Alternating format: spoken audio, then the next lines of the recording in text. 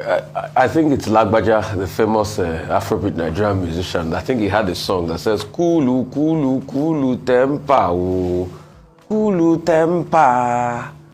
That's what I'll say to all the political parties. At first, there's something that binds all of us in common, which is our roots. We are all Nigerians in the first place. The reason why we are having these arguments back and forth is because we share something in common. We are all Nigerians, and that supersedes anything and any other thing where we are from in the country. It's immaterial to the fact that we're all Nigerians. We'll have varying ideas, but we'll talk about our varied ideas with objectivity and the truth. It's as simple as that. So we want everybody to cool things down, because after all is said and done, after the case goes to court and the court makes a ruling, we'll still have to come together in this country. But that will be after justice has been done as regards the electoral process, which will be done in the courts. Mr. Kayamu that wrote a petition to DSS, I laugh a lot, because Mr. Kayamu pretty much went out there to school the television presenter, and I think it's not fair the way politicians treat journalists. You talk down at them, it's not fair. You pretty much were there schooling the presenter, and the next thing you went ahead to do all the things you complained against. Mr. Kayamu is his son, senior advocate of Nigeria, but on this section 25 of Dr. Abati, do you know, despite the fact that case is in court, he gave an illegal opinion on section 25 right there on TV on a case that is already in court. He gave a legal opinion on, no, not section 25, this 25% in Abuja thing. Section 134. He gave a legal opinion. They are empirical facts. Fact check me.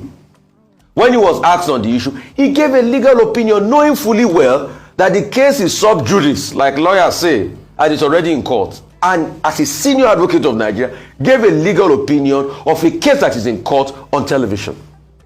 So who is going to charge him for that? Who's going to charge him for that?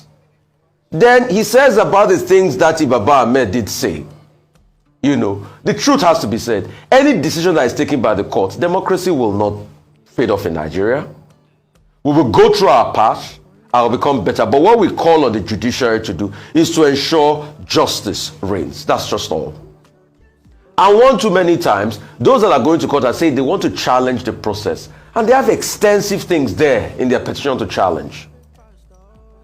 But in also being objective, and please, for the love of mercy, in also being objective, let us also balance things out. Apart from what I have pointed out, what Dati Baba made and say it will not be a reign on the end of democracy in Nigeria, even if the court rules in favor of anybody. But in also being objective, Mr. Festus Kayamu forgets the tweets of his very good friend and brother Bayon Onuga and Mr. FFK that are causing ethnic tension and ethnic baiting in the country. He also forgot to see MC Oluomo's message that it was a prediction and a threat that came to pass in Lagos. So that's where the hypocrisy is when we are talking about things on the national sphere. I know politicians will say the things they want to say, they want to make arguments and everything, but we need to cool it down, and we also need to be just as statesmen, because at the end of it, after all is said and done, we will have a country to build and we'll come together. The former Deputy Senate President, Ike Kuremadu, and his wife, Beatrice, have both been convicted of organ trafficking in the United Kingdom. Kuremadu, a former Nigerian Deputy Senate President, capable of causing an insurrection against the government.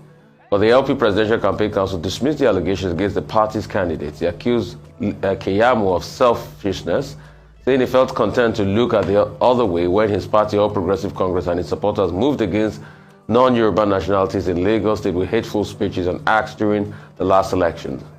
The civil rights advocacy group, Human Rights Association of Nigeria, Huriwa, also slammed Kayamu for saying the Presidential Election Petition Tribunal will clear Tinubu of all allegations brought against him by Obi and Atiku, insisting that it amounts to preempting the panel. All right, a lot to talk about, Ayo.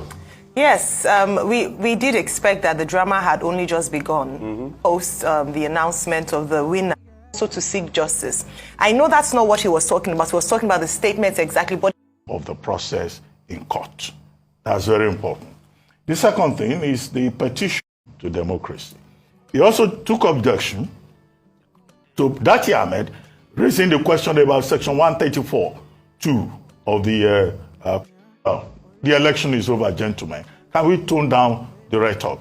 And in any case, the DSS is not going to just act on the basis of a petition from a partisan party. This is not the first time Kayamu will write a petition. Nothing came out of the last petition that he wrote to the DSS, because the DSS as an institution will not want to be seen to be taking directives or dictates from, a partisan political figure, trying to do his own job. And the election is over. We recall that Festus Kayamu is a Minister of State for Labor. That ministry, that assignment is still pending. Now that the election is over and it's petition time, is tribunal time, can Minister Kayamu please pay more attention